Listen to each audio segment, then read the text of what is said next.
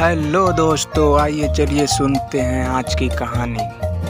आज हम राजा और बेटे की कहानी को सुनाते हैं। एक दिन एक राजा था जिसके 3 बेटे थे। राजा के बेटे बहुत खुशनुमा और समझदार थे, लेकिन राजा को उनमें से किसी एक को अपने राज्य के बादशाह बनाना था।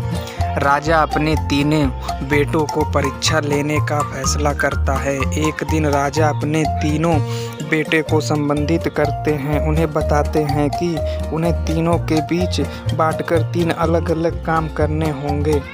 जो भी अच्छा प्रदर्शन करेगा वही राजा के राज्य का बादशाह बनेगा। पहले बेटे को कहा गया कि वह राजा के राजमहल का ख्याल रखेगा और उसे सुंदरता से सजाएगा।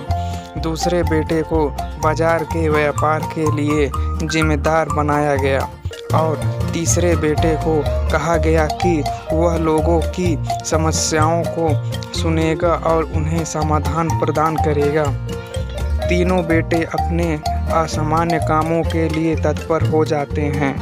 पहले बेटे ने राजमहल को सजाने के लिए सभी तरह के सुंदर सजावटी सामान खरीदे और राजमहल को एक राजदरबार की तरह सजाया। लोग राजमहल की सुंदरता देखकर आश्चर्यचकित हो गए और पहले बेटे की मेहनत की सराहना करते रहे। दूसरे बेटे ने बाजार में व्यापार के लिए अच्छी खरीदारी की और विशेष रूप से उत्पादों की गुणवत्ता का ध्यान रखा। वह उत्पादों को सस्ते दाम में बेचकर बहुत लाभ कमाने लगा। लोग उसके समझदारी और व्यावसायिक बुद्धि को देखकर प्रशंसा करते रहे। तीसरे बेटे ने लोगों की समस्याओं को ध्यान से सुना और उन्हें समाधान प्रदान करने का एक सरल और प्रभावी तरीका ढूंढ निकाला।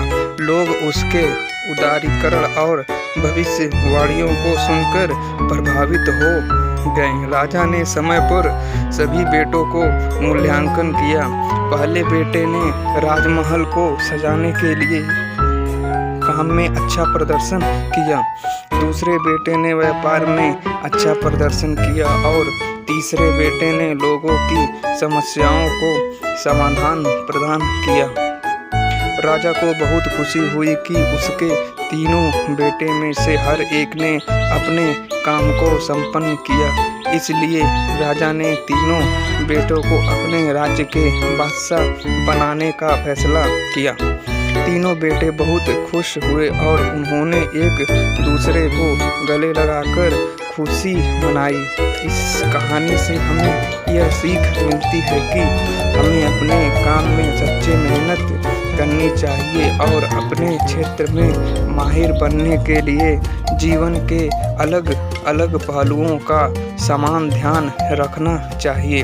हर क्षेत्र में अपनी मेहनत, समझदारी और समर्पण से हम आगे बढ़ सकते हैं और सफलता प्राप्त कर सकते हैं।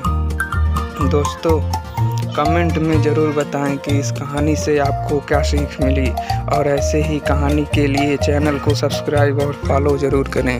धन्यवाद दोस्तों।